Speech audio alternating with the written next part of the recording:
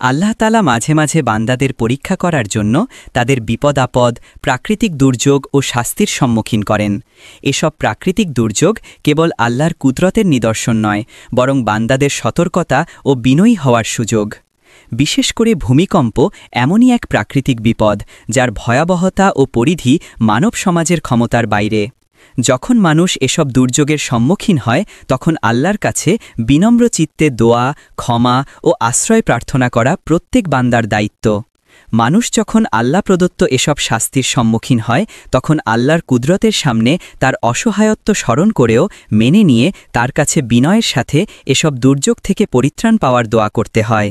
যদিও ভূমিকম্পের জন্য নির্দিষ্ট কোনো দোয়া বা জিকির সহি হাদিসে বর্ণিত হয়নি, বান্দা তার নিজের মন থেকে আল্লাহর কাছে যে কোনো প্রার্থনা করতে পারে। বিশেষ করে বিপদে ইউনুস আলাইহিস সালামের দোয়া অত্যন্ত গুরুত্বপূর্ণ। দোয়াটি হল, লা ইলাহা ইল্লা আন্তা সুবহানাকা ইন্নী কুনতু মিনাজ জলিমিন।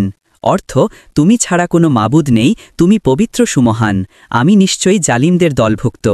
ভূমিকম্প সহ যে কোনো বিপদে নেতৃত্বস্থানীয়দের করণীয় হল মানুষকে সত্য ও সঠিক পথে চলতে উৎসাহিত করা, আল্লাহর আইন প্রতিষ্ঠা করা, সৎ কাজের আদেশ ও অসৎ কাজে নিষেধ করা।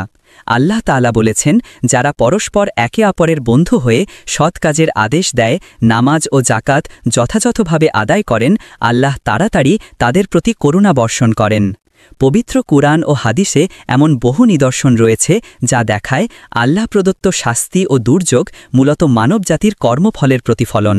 তাই বিপদকালীন সময়ে আল্লাহর কাছে ক্ষমা, আশ্রয় ও দোয়া প্রার্থনা করা অপরিহার্য এবং সর্বদা পাপাচার থেকে বিরত থাকা বাঞ্ছনীয়।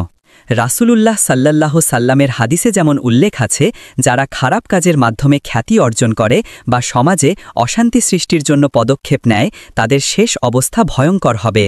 অতএব ভূমিকম্পের ভয়াবহতা থেকে বাঁচার একমাত্র প্রকৃত উপায় হল আল্লাহর প্রতি ভরসা রেখে তার কাছে ক্ষমা ও আশ্রয় প্রার্থনা করা।